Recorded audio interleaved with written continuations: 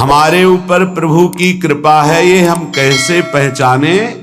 तो ये 8 लक्षण प्रकट होने लगते हैं जिस पर हरिजू की प्रियाजू की कृपा है। पहला, घोर अपराध करने वाले के प्रति भी दया की भावना,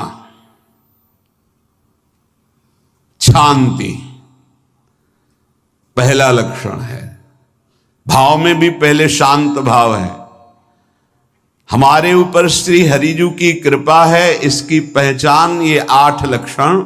पहला, शांति, अर्थात घोर अपराधी के प्रति भी गुस्सा ना क्षमा करना, ये हरि की कृपा का लक्षण है। देख लो भाई, घोर अपराधी शब्द तो जाने दो, जरा सा प्रतिकूल हो जाए तो लाख समझाओ पर भ्रकुटी तनी रहती है। भला ऐसा है?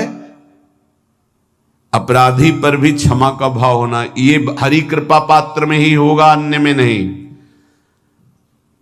तो अगर अपने हृदय में ऐसा लगे कि ऐसा नहीं है तो हरिजू से प्रार्थना करनी चाहिए कि कृपा करो मेरे में सामर्थ्य आवे।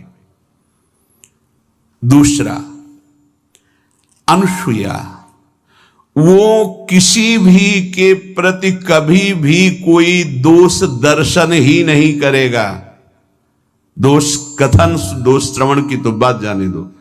अनुसूया, दूसरों के गुणों में दोष ढूंढना ये नहीं होता। हरि कृपा पात्र में ये नहीं था। ये सब भजन के नाश करने वाले, जैसे पहला अपराधी पर क्रोध कर देना, तो माया ने भेजा इसीलिए था कि तुम्हारे साथ व्यवहार ऐसा करे कि तुम क्रोध करो। क्रोध करोगे तुम्हारी ऊर्जा शक्ति नष्ट हो जाएगी, अध्यात्म में जो चलने की थी। और कहीं तुमने संकल्प कर लिया तो भजन शक्ति नष्ट हो जाएगी। तो अगर भजन बल है तो गया, जरूर उसको दंड मिलेगा, पक्का मिलेगा, 100% मिलेगा, लेकिन आप खाली हो गए।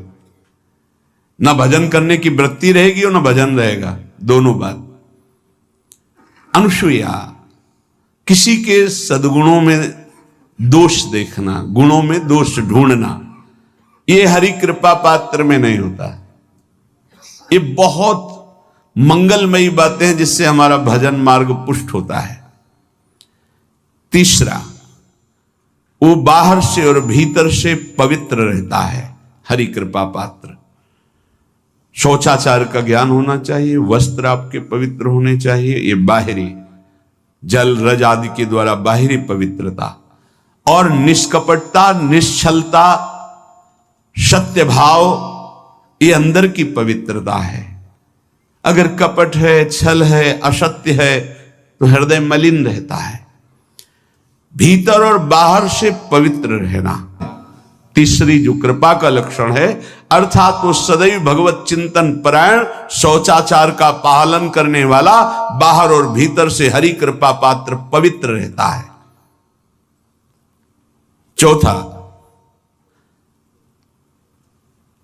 ऐसे कार्यों का अनुष्ठान न करे जिनमें हमारा भजन छूटता है, जिनमें सत्य छूटता है, जिनमें भगवत भाव छूटता है।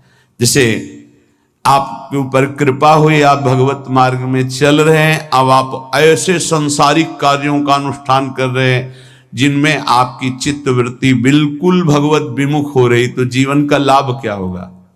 लाभ तो है भगवत स्मरण सहित।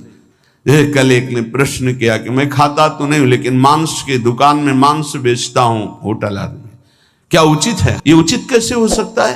तुम और भी तो व्यापार कर सकते हो। जरूरी है धर्म का पालन करने की इच्छा करते हो, धर्म आचरण करते हो, ऐसा नहीं।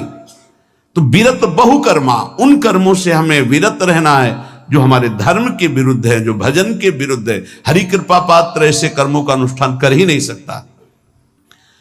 अपने भजन का फल देखना भगवत कृपा पात्र के, सबको प्रदान कर देना। हिम्मत है? अपने भजन, इतनी मेहनत से किया हुआ भजन, भजन होने के बाद हे प्रभु इस भजन का फल हो, सर्वे भवन्तु सुखिना सर्वे सन्तु निरामया।